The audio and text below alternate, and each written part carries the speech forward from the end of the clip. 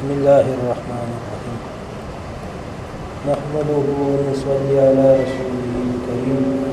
أما بعد فأعوذ بالله من الشيطان الرجيم بسم الله الرحمن الرحيم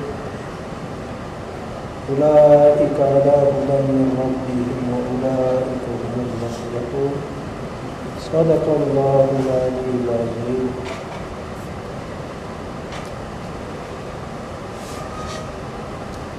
اول خو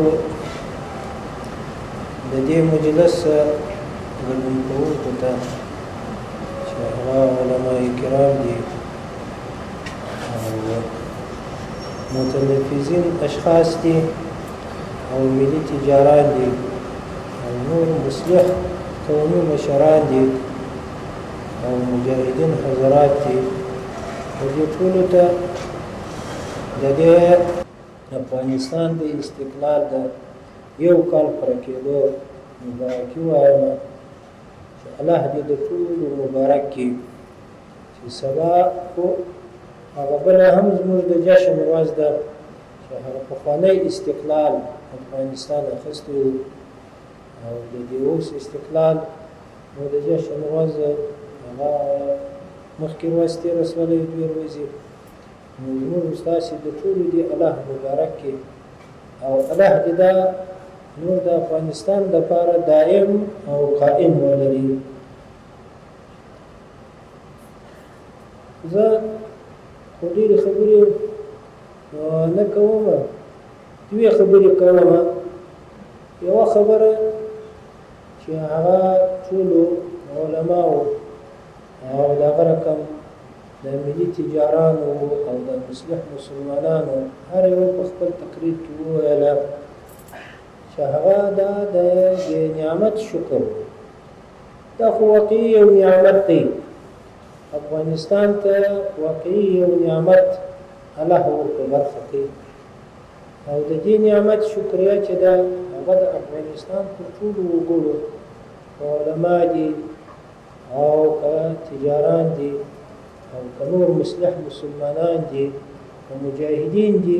پر ټولو باندې د دې شکر لازم دی چې د دې نعمت شکر ووایي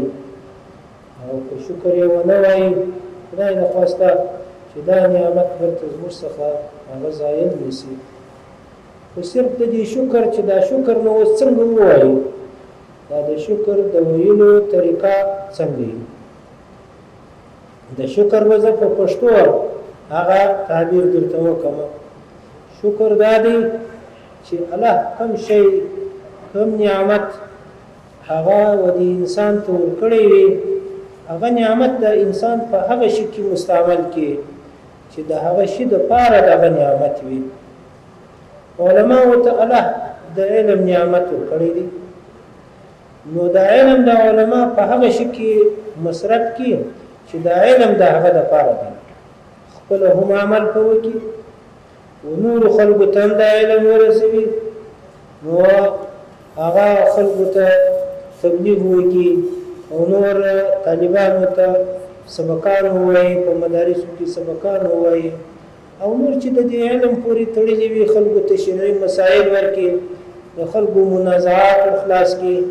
او خلک په شریعت کې خلکو ته شرعي احکام بیان کړي نو هغه د دې دپاره د علم الله ودته ورکړی دی،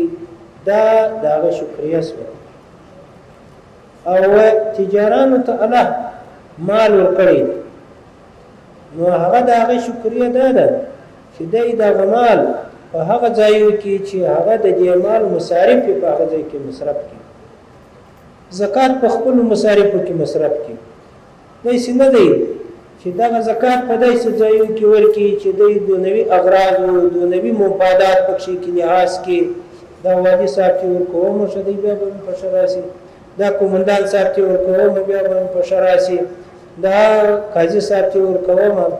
نو دا فلاني سړي چې ورکوم دا لحاظات به نه وي پکښې کې. بیا شکر دی الله خو زموږ ستاسې په نیاتو خبر دی نو زکات په هغه ځایو کې مستعمل کړي چې هغه د دې زکات مصارف دا د مال په هغه ځایو کې خیرات کې چې هغه د دې نو خیرات او د دې صدقات او مصارف ډېر مصارف اوس دغه دي دغه د شهیدانو یتیمان دي. ورې د افغانستان چې آزاد شو دا خو ټول هغه یو پر دغه سره متفق یو چې د دغه شهیدانو په وینو آزاد شو او د دغه یتیمانو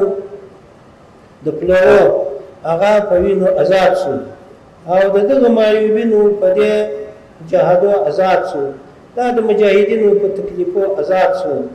او دغه د خلکو د دې سپینږیرو د دې مسکینانو د عام مسلمانانو په دعاګانو آزاد شو. نو هغه خو په دې نعمت کې غټه برخه درلودلې ده. وایي چې هر سړی په خپل کلي کې په خپل طرف کې وګوري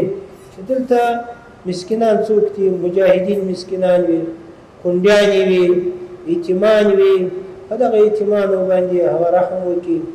هغه ته د زکات څخه علاوه هغه ته یو شی مقرر کړي، د وچه ډوډۍ ورته مقرره کړي، د میاشتې یو بل پیسې ورته مقررې کړي، یو نور احسانات چې په وسه کېږي هغه ورته مقرر کړي. نو الله به د ده په مال کې هم برکت واچوي. دا به واقعي هم شکر سي او هغه چې دی دغه رقم چې یو سړی بیا د خدمت قدرت لري هغه بیا خدمت د یو ضعیفانو د دغسې کونډیانو د دغسې یتیمانو د هغوی یو خدمت وکړي. یو څوک چې داسې وي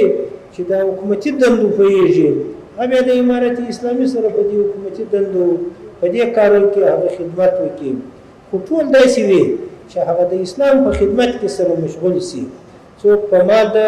اسلام خدمت کوي، څوک په بدن د اسلام خدمت کوي، څوک په علم د اسلام خدمت کوي، څوک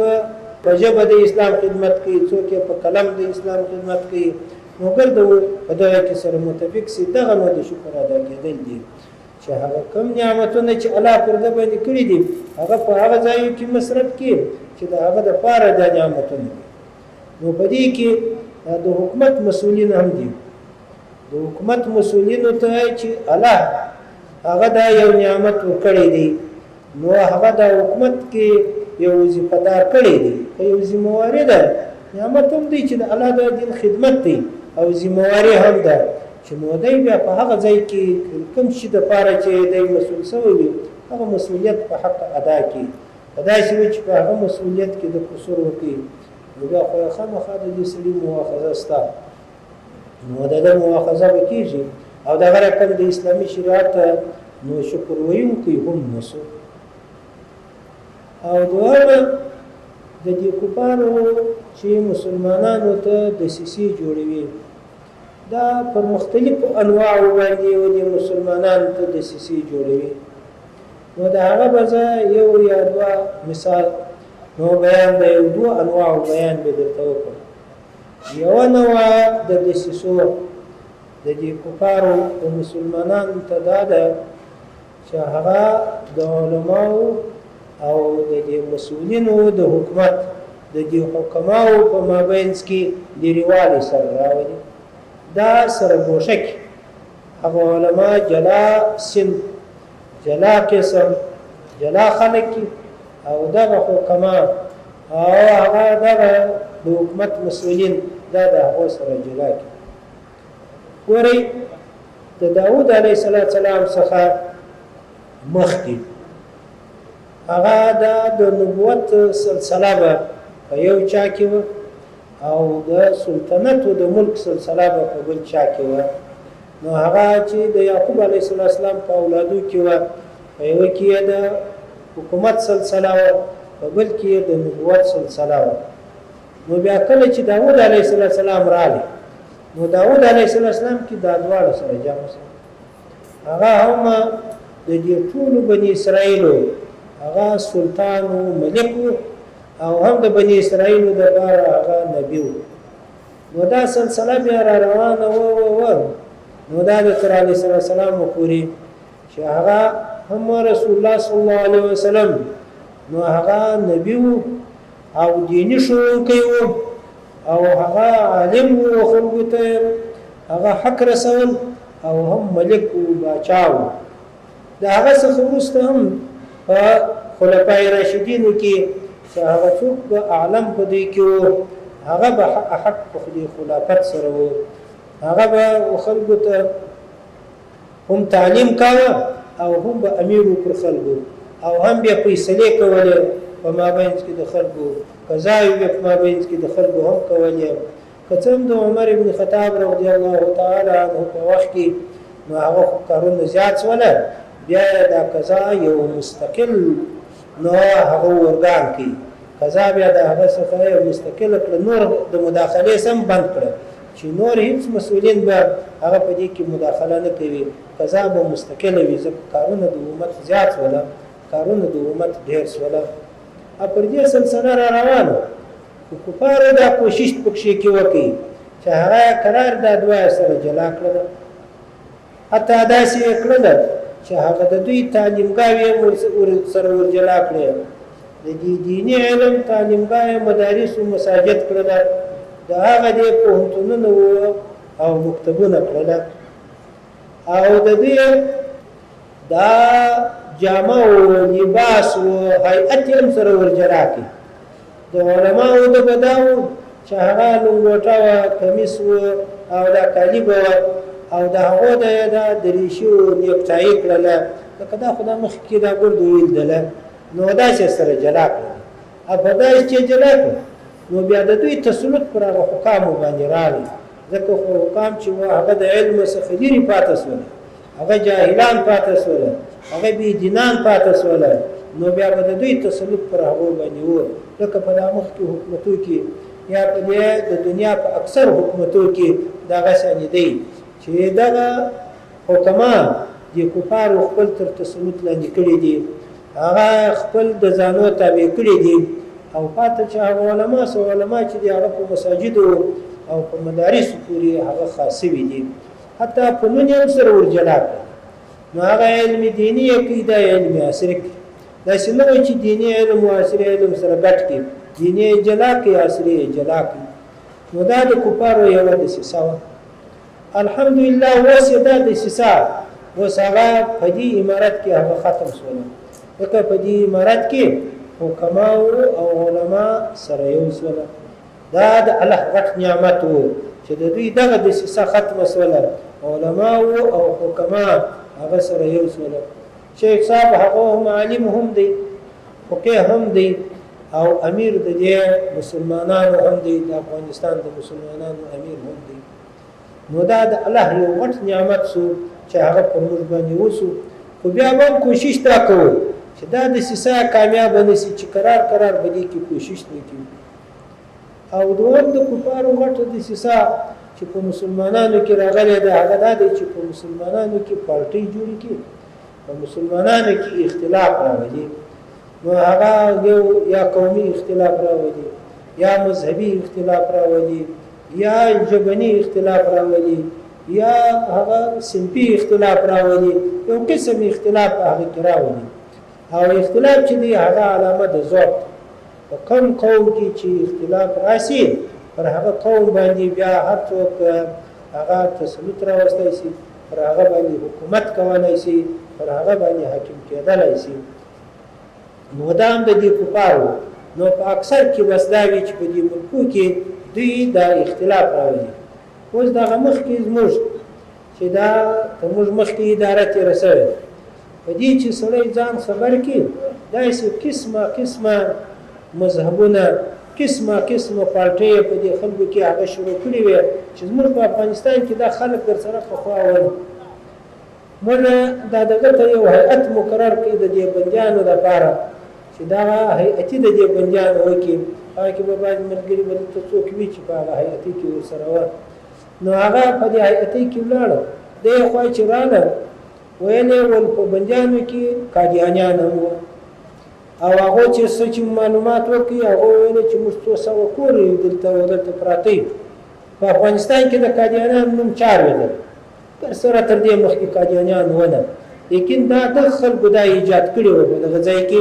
انو قرار مجلس تلله دلته په دې بنیخانې کې په دغه وخت کې موږ هغه په دوی خبر سو او نو دغه سما سیوا نور قسمونه هغه مختلف نو څوک د سلفیانو په نامه کړي وو څوک د بریلیانو په نامه کړي وو څوک په بل نامه کړي وو دا شانې په دې کې چې بیا خصوص په دې کابل کې داسې مختلفې پارټۍ سره جوړې کړي وي نو دا د دې لپاره چې د دوی تسلط پر هغه باندې قایم شي او الحمدلله چې دا امارت راغی د افغانستان ټول خلک هغه د دې یو امارت تر چتر لاندې هغه سره متفق شو داسې هم نه دی چې دا پر امارت باندې د خلکو اتفاق دا په یو زور او قوت سره دی نه دا چې دی هغه د زړه په محبت ټول د امارت سره محبت لري اوس دا غدي دا خلک چې دي څونه قسمونه خلک پکې کې دي لیکن ټول دا دي د دې امارت سره محبت دی او د امارت سره هغه چې د دوی ملاتړ دی هغه به هیڅ بل شي نسته به دا چې د زړه محبت د دې امارت سره دی د کامخ کې شر صاحب ویل نو خو چې دا کوم امارت کوم شي غواړي د افغانستان هر نرم هغه شي غواړي هر ښځه هم هغه شي غواړي هر سپینږیری هم هغه شي غواړي او هر ځوان هم هغه شي غواړي د افغانستان ټول وګړي هغه شي غواړي چې هغه کوم شي د امارت غواړي نو په دې کې سره متفق دي بیا دا اختلاف نشته خو دا د دې غلطه د سیاسي د دې کفارو په دې دنیا کې دي هر ځای چې دی دا دغه اختلاف کړو دغه خپل تسلط راوستلې وي دا قسم د سیاسي هغه پر کار باندې اچولې وي اوس چې دوی ورسره دا پلمه کوي دا په دغه رسمیت چې مونږ پیژني ګورئ په دې افغانستان کې انقلابونه راغلي وو دا زموږ چې په یادېږي یاري هغه مخکې د خلکیانو چې هغه د روس انقلاب راغلی بیا وروسته دغه د دیموکراتیانو چې دا د امریکا انقلاب راغلی د دې دوه ظلمونو د خیال موجوده خلکو د اکثرو په یاد دي هغه اول څه ظلمونه وکړل هغه په کلو کې د کلو علما سپینځلي علما نه پرېښول هغه لا پورته کړل او نور حکومت کې ختم هغه هم نه پرېښول او هغه قومي مشران نه پرېښول او هغه نور مصلح مسلمانان او پیران هیڅوک نه پرېښول ګرځي پورته کول نو د ظلم او دغه وروسته چې بیا دغه د امریکایانو دراله دی هم چې یو مجاهد به په یو کلي کې ولته چاپه کړو بلکې چې بل ملک ته به هجرت کړی وو هلته به په هغه ملک یا به په خپل په هغه ځای کې چاپه کړو ټینګاوه بیا یا به په هغه ملک کې بندي کوي یا به ګوتنامو ته بوتي نو هغه دا سي ظلمونه پر هغه کول خو بیا هم دا حکومت د دنیا پر رسمیت وپیژني چې دا ډول د ظالم حکومت وو خو بیا هم دا پر رسمیت وپیژني هغه ته دغه شرط شنو شو چې هغه ته مخکې کوم اداره و د هغه ادارې خلک ولې ته په دې حکومت کې نه پرېږدي ستا د ټول شمول حکومت نه دی دا نه وایي او ټول شمول په واقع کې هم نو چې هلته د دې زړو د خلکو ته اکثرو ته معلوم دي چې هغه یو پنځیر یو کوچنی ولایت دی کې خو زموږ دغه طرفو د یو ولسوالۍ په اندازه هم نه دی د هغه د اوو کاته وزیران د دې یو ځای دی خو بیا هم هغه دوی ټول شموله باله خو دا زموږ اسلامي امارت چې راغی هغه خلک چې هغه ظلمونه به هم کړي وو خلک هم زیر کړي وو وژلي به هم وو مالونه هم ځینې وړي وو په هغو خلکو ټولو ته عفو وسوه هغه ټوله ته وویل شوله چې تاسې خپل پر ځایو کښېنئ هغه بعضو ته چې تشویشونه پېښ وو نو هغه یا دلته داسې و چې یو داسې عملونه کړي وای چې دا یې زړه ته نه لوېدل چې زه به دلته پاتې شم د دې ځایه څخه ووتی د هغو دپاره هماغه د وزیرانو په کچه کمیسیون جوړ شو هغه رابلل کېږي ورځ پر ورځ هغه راوستل کېږي هغو ته دلته نو هغه امنیت یې هم نیول کېږي د دې غټانو خلکو د امنیت یې هم نیسي بلکې که چا هغه ته یو نقصان ورساوه هغه ته جزا هم ورکول کېږي خو سره د هغه لا هم دا خارجان دا وایي چې دا داسې حکومت دی او داسې حکومت دی موږ په رسمیت نه پېژنو او دغسې انقلاب په دنیا کې هم نه راغلی چې هغه و هغه مخکې چې هغه سره دښمني هم وه په مابینځ کې 20 کاله دا جنګونه هم راغلي وي خو بیا هم هغه ته عفو وکړله سره د هغه لا هم اوس دوی هغه د په رسمیت نه پېژني وایي دا چې دوی هغه ټول شموله حکومت نه دی نو ټول شموله حکومت و څه ته وایي هغه کوم د مشروعیت اسباب چې دي هغه ټول په دې کې واقعي موجود دي خو دې بیا هم په رسمیت نه پېژني خو بل شی نه دی بې له دغه چې دا د افغانستان استقلال او اسلامي نظام دی او دوی د افغانستان د دې مسکنه څخه هم یو استفاده کوي. یو وخت په قطر کې یو ماښام د خلیلزاد ناستو، نو خلیلزاد ما ته ویل چې ستاسې حکومت په انتخاباتو را نشي تر هغه ساعته پورې څوک په رسمیت نه پېژني، موږ یې دا په رسمیت نه پېژنو. ما ورته وویل نو ولې نه پېژنئ؟ ویل بس نو چې په انتخاباتو حکومت راشي بیا موږ په رسمیت پېژنو. ما دا ته چې پکښې کې ناست دی دا قطر دا په انتخاباتو راغلی دا خو اوس دغه دی د یوه کور حکومت دی. نیکه یې حکیم و چې هغه ولاړې پلار یې و، هغه چې ولاړې زوی یې دی، نو هغه دی د زور حکومت دی، دا دې پر ناست دی، لیکن بیا هم تاسې هغه په رسمیت پېژني. ول ستاسې و د دوی فرق شته. نو دا چې دی دا خو یو دا دی چې دا مور دی، او بل یې نو داسې صریحتا یې نه وویله دا چې موږ ورته ووایو هغه مني استقلال نه لري. ستاسې د خو نو چې دی هغه به هم مسکین وي او هم به استقلال غواړي. نو دا یو ماضي یو پلمه ده، که نه نو خو هغه حکومتونه یې د بېرته په رسمیت پېژندلي دي. نو دا چې دغه زموږ تجاران حضرات او دغسې یعنې دا نور مسلمانان مصلح مسلمانان دا قومي مشران او علما اگر د الله سره ورکړو انشاءالله دغه ستونزې به مو ګرده حل سي، الله به مو دا ستونزې حل کړي او هغه چې وي دا د الله شکر په صحیح نیت سره ادا کړو، د الله امداد به هم راسره ملګری وي. نو الله تعالی دې ټولو ته نو د خدمت کولو توفیق ورکړي. د هغه وخت زموږ ستاسې د خدمت دی چې د اسلامي نظام خدمت وکړو، که یوه پله راسه خراب شو یا په مابین کې زموږ د کفارو یو درز راوستی بله پله چې بیا سره سموو بیا به مشکله وي. نو اوس به لا د ابتدا څخه به کوشش پر دغه باندې کوو چې الله تعالی وموږ تاسې ته نو هغه د خدمت توفیق راکړي او د شکر توفیق راکړي. واخر دعوانا الحمد لله رب العالمين.